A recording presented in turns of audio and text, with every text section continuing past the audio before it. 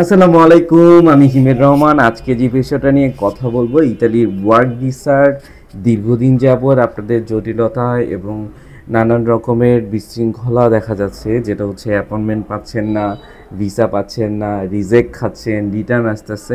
তো আজকে মোটামুটি হচ্ছে টোটাল বিষয়টা নিয়ে আজকে আমি কথা বলবো। এখানে হচ্ছে একটা মেজর বিষয় আছে যে ইতালির কোম্পানিয়া সিটির ভিসা। এখন এখানে হচ্ছে দীর্ঘদিন যাবৎ একটা ভিসা জটিলতা ছিল। আমি গত 15 তারিখে আপনাদের বলছি যে 15 তারিখে আগেই আমি একটা ভিডিও পাবলিক করছিলাম যে আপনার যারা হচ্ছে দীর্ঘদিন যাবৎ কাম্পানিয়া সিটিতে হচ্ছে ভিসার জন্য অপেক্ষা করতেছেন। কাম্পানিয়া সিটি মূলত হচ্ছে ন্যাপোলি, কাসেট্টা, সালের্নো, অ্যাভিলিনো, এই 4টা সিটি মিলিয়ে হচ্ছে কাম্পানিয়া সিটি হয়। আসলে এখানে হচ্ছে অনেক দিন যাবত হচ্ছে ভিসা প্রসেসের একটু লেন্দি প্রসেস জটিলতা ছিল। তা আমি বলছি হচ্ছে 15 তারিখের পর থেকে আপনাদের ঢালা পরিমাণে ভিসা দিবে। এখন ভিসা দেওয়ার ক্ষেত্রে অবশ্যই ওরা রুলস রেগুলেশন মেনটেন করবে। আপনাদের উল্লাসগুলো ইটালিতে চলে গেছে এবং হচ্ছে ওইখান থেকে একটা অস্থায়ী বাতিলের কারণে আমরা ভিসার জটিলতার মধ্যেও ছিলাম এবং তারা ওয়ান স্টপ শপ যাচাই বাছাই করে তাদের ভিসা দেওয়াটা শুরু করছে। এখন 15 তারিখের পর ঢালা পরিমাণে ভিসা না পাইলেও কিন্তু আপনারা হচ্ছে ঢালা পরিমাণে রিজেক্ট পাইছেন।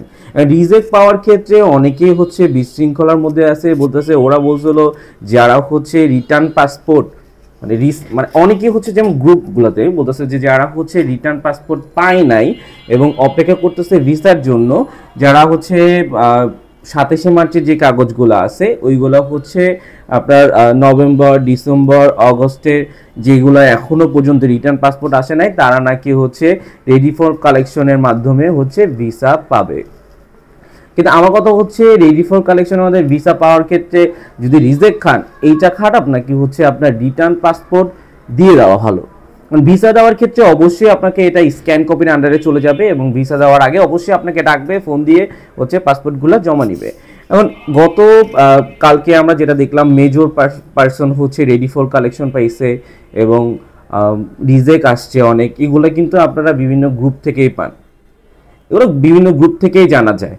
তো এই ক্ষেত্রে হচ্ছে ব্লগার যারা আছে তারা কিন্তু আপনাদের সবসময় ইনফ্লুয়েন্স করে হচ্ছে কিভাবে আপনারা ভিসা পাবেন। বিশেষ করে আমি হচ্ছে আপনাদের বলি যে ইতালিতে প্রোগ্রেস কি হচ্ছে, ইতালিতে কিভাবে আপনারা ভিসাটা পাবেন, কিভাবে আপনাদের ভিসা যাচাই বাছাই করা হচ্ছে এবং পর্যালোচনা করা হচ্ছে, এই সব বিষয় নিয়ে আমি কথা বলি। তবে আজকে যে বিষয়টা বলবো এটা হচ্ছে 15 তারিখের যে ভিসা দেওয়ার একটা প্রসেস ছিল, এই প্রসেসটা কিন্তু চলমান। আপনারা নিজের চোখেই দেখতেছেন যে অ্যাভিলিনো সিটি থেকে প্রচুর পরিমাণে রিজেক্ট আসছে। এখন যদি ভিসা দেওয়ার আগে রিজেক্টের পরিমাণ বেশি থাকে, ওই কাগজগুলো যদি ফলস থাকে, তাও অবশ্যই হচ্ছে ওরা রিজেক্ট দিয়ে দিবে। যারা রিজেক্ট দিবে এবং দুর্নীতি করছে তারা তো রিজেক্ট খাবে, এটা স্বাভাবিক না? তো এই ক্ষেত্রে হচ্ছে যারা কাছে তো সালের্নো, ন্যাপোলির অনেকেই হচ্ছে রিজেক্ট খাইছে গতকালকে।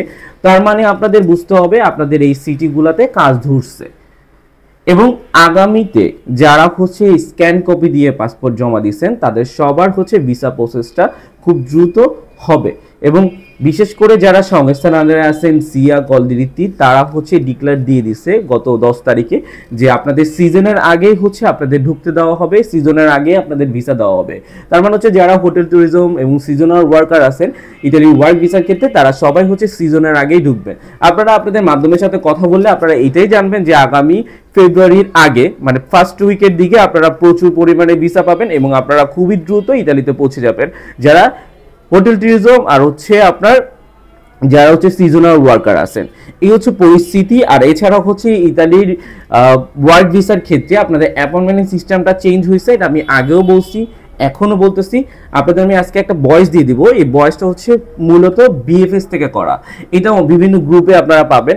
আর আগেও হচ্ছে আমি প্রমাণ ছাড়া কখনো কথা বলি না, তো প্রমাণ দেওয়ার ইচ্ছা ছিল না, তবে বিভিন্ন গ্রুপে দেখলাম একটা ভয়েস হচ্ছে ঘোরাঘুরি করতেছে, এই জন্য হচ্ছে এই ভয়েসটা আমি আজকে দিয়ে দিব, আমার ভিডিওতে দিয়ে দেবো। এই জন্য হচ্ছে ভিডিওটা একটু লং হবে, আপনার ভয়েসটা একদম মনোযোগ দিয়ে শুনবেন।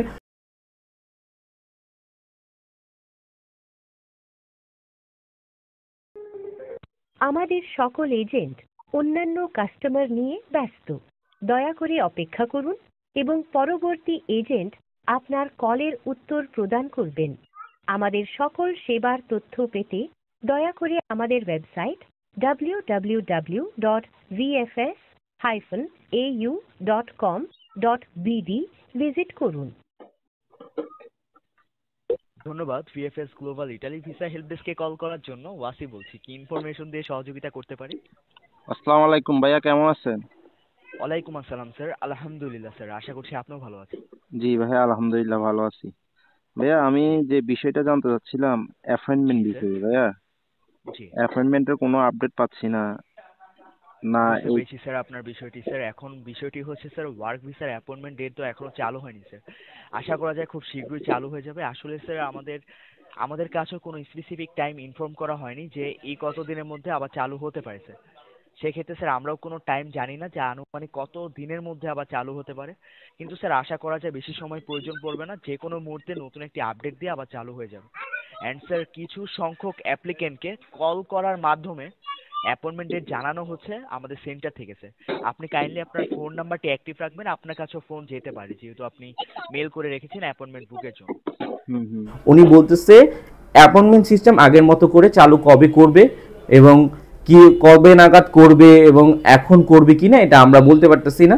আমাদের এই সকল সম্পর্কে আমাদের কিছু বলা হয় নাই, তবে কিছু কিছু ব্যক্তি যাদের হচ্ছে মেল করে রাখছিল তাদেরকে আমরা ফোন দিয়ে পাসপোর্ট বা ফাইল জমা দিতে বলতেছি এবং তাদের ভিসা প্রসেসটাও অগ্রগতি হয়েছে। তো উনি ইভেন এটাও বলছে আপনি আপনার ফোন নাম্বারটা ওপেন রাখেন যাতে হচ্ছে আমরা ফোন দিয়ে আপনাদের পাই, যেহেতু আপনি অ্যাপয়েন্টমেন্টের জন্য অপেক্ষা করতেছেন। আর আগের নিয়মে অ্যাপয়েন্টমেন্ট চালু হবে কিনা এই সম্পর্কে আমাদের কোনো ধারণা নাই। এই হচ্ছে পরিস্থিতি। আর রিজেক্ট কেন হচ্ছে? রিজেক্ট হওয়ার কারণ হচ্ছে যে প্রত্যেকটা জিনিস একটা শিডিউল থাকে, তাই না? আমরা কিন্তু বিএফএস থেকে পরপর ওনারা বলছে যে যারা আগে আসবে তারা আগে পাবে, এটা আমরা সবাই জানি। তো এই ক্ষেত্রে হচ্ছে যারা আগে হচ্ছে নুল্লাস্তা জমা দিচ্ছে এবং এম্বাসি ফেস করছে তাদের সিরিয়ালটা কিন্তু আগে। এক্ষেত্রে শহরভিত্তিক আপনাদের নুল্লাস্তাগুলো যাচাই বাছাই করতেছে, শহরভিত্তিক আপনাদের ভিসা প্রসেসটা করতেছে, এটা কিন্তু আপনারা জানেন। এই প্রসেসেই হচ্ছে ওরা আগাচ্ছে। তো এই ক্ষেত্রে হচ্ছে যদি আপনার আপনারা সবাই জানেন যে অনেক পরিমাণে দুর্নীতি হয়েছে ইটালির ওয়ার্ক ভিসার ক্ষেত্রে এবং হচ্ছে অনেক পরিমাণে এখানে মানব ব্যবসা হয়েছে। আর এখানে যে রিজেক্ট যে প্রচুর পরিমাণে হবে এটা আপনি কিন্তু জানেন। এই জন্য আমি বারবার বলতেছি আপনারা আপনাদের মাধ্যমের সাথে কথা বলেন, মাধ্যমের সাথে কথা বলে আপনারা আপনাদের ভিসাটা প্রপারলি যাচাই বাছাই করে হচ্ছে অ্যাম্বাসি ফেস করেন। তা আপনারা হচ্ছে প্রপারলি যদি যাচাই বাছাই করে অ্যাম্বাসি ফেস করেন তাহলে কিন্তু আপনাদের এই রিজেক্টের সমস্যাটা হয় না। আর যেটা বলতে চাচ্ছিলাম যে আরেকটা জিনিস এরা হচ্ছে স্কিপ করে ফেলছি, যারা হচ্ছে অ্যাপয়েন্টমেন্ট যে এখনো দিচ্ছে বা ফোন দিয়ে দিচ্ছে এটা যারা বিশ্বাস করতেছেন না তাদের কিছু ডকুমেন্ট আমি আজকে দিয়ে দিব আপনার স্ক্যানের মধ্যে, যে আপনার যে রিসেন্টলি ওয়ার্ক ভিসার জমাগুলো নিতেছে ওরা এবং হচ্ছে এগুলার যে রিসিপ্ট সহ আমি দিয়ে দিব। আর বয়সটা তো সামনে দিবই, আপনারা দেখেই নেবেন। তো এই হচ্ছে পরিস্থিতি। সামনে ন্যাপোলি, সালেনো, কাসেত্তা, অ্যাভিলিনো যারা ভিসার জন্য অপেক্ষা করতেছেন তারা অতি শীঘ্রই হচ্ছে ভিসার জন্য কল পাবে।